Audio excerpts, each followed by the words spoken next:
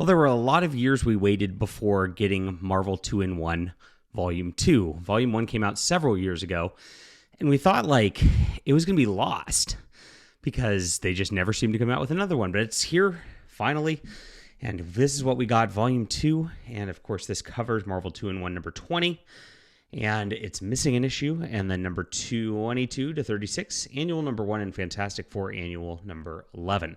So why is there a Fantastic Four Annual missing in here, and why is there a missing issue? Well, we're about to get into this.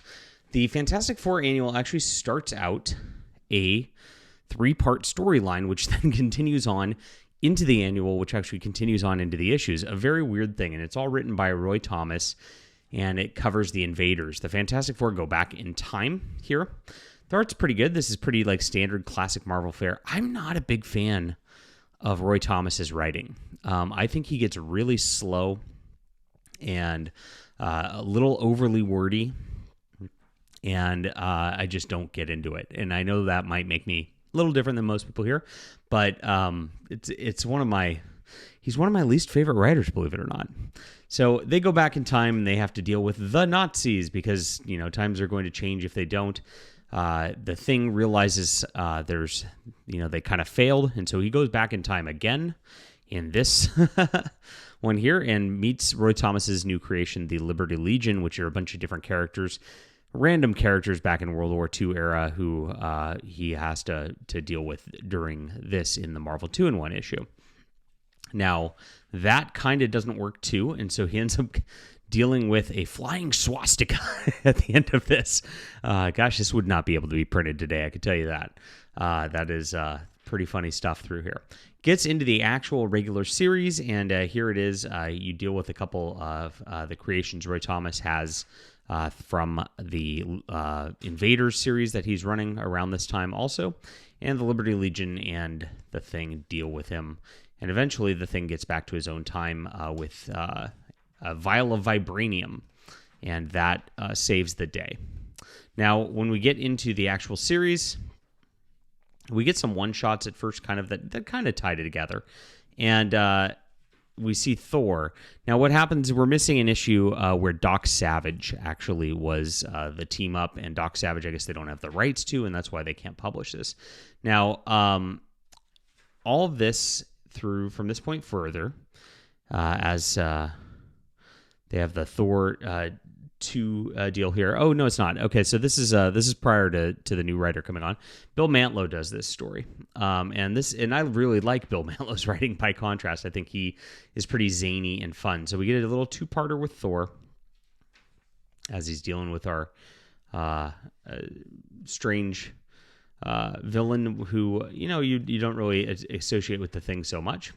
And then he ends up dealing with Black Goliath, which I think is the 3rd part of this. And Black Goliath, the Thing kind of like recognizes that he knows who he is from the Avengers, and they eventually have their little fun. Now, the art on this is okay. It feels like it's kind of a knockoff artist. And then finally, Marv Wolfman shows up, and this starts a completely new series. All right, this is where Marv Wolfman takes over, and it becomes very consistent from here, a consistent storyline, as he teams up with Iron Fist at first.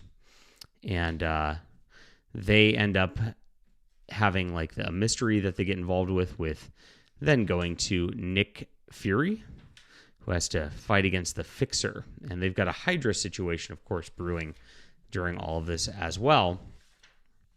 And there's some subplots that go on through this as the Thing fights with Deathlock, who's being controlled by Mentalo and the Fixer. And Mentalo and the Fixer then are planning to kill the president. And they actually have this whole plot where Jimmy Carter is going to get inaugurated, and they're going to kill him. And they actually replace Jimmy Carter with a shapeshifter due to the Mr. Thing's fantastic, kind of odd stuff. Now, the Thing is going to go to Europe now on Nick Fury's orders and bring Alicia Masters with him, and he gets his plane hijacked by some bad dudes and has to team up with Namor along the way. Once they get into Europe, they have this whole conspiracy that kind of unfolds around them, which is where things kind of get weird here. He meets up with Shang-Chi, and Shang-Chi, and him have a knockdown, drag-out fight together. And this is where Hydra gets involved, and Hydra ends up capturing Alicia, and they've got Spider-Woman. Now, Spider-Woman's had an issue before where Hydra dealt with them, and she is their agent at this point, and she's been mind manipulated by him. And so she ends up fighting with the Thing at some point. And then the craziest part about all this is Hydra then turns Alicia Masters into this like creepy Spider-Woman thing with the DNA of Spider-Woman. This is a lot of fun right here. Meanwhile, there's like this like group that's like unveiling an ancient evil, like which Thing's going to have to deal with after this. And the Invisible Woman shows up to help Thing take down Alicia Masters, and eventually they get her back to normal through the end of it. She didn't like her vacation, though, and she's kind of been out of shape by it. So this is kind of nice. I really like the Thing, Alicia Masters, like character development throughout all this. The art's really good. It's this entire run is, of course, the same artist through here as well, who is Ron Wilson, who doesn't really get a ton of recognition these days, but you can see he's got that beautiful 70s flair and does like the Jack Kirby look pretty well, which works for the Thing. They eventually deal with like some like elemental godlike beings that get unleashed through all of this, and a druid erases their memories, or at least erases Alicia Masters' memory so she doesn't be traumatized anymore. Very weird thing. Then the Thing teams up with Nighthawk against this crazy beast right here, which is a kind of an odd pairing as he gets back. And this then sets off him going to the Bermuda Triangle, where he's got a two-parter dealing with Skull the Slayer, who had like his own 8-issue series.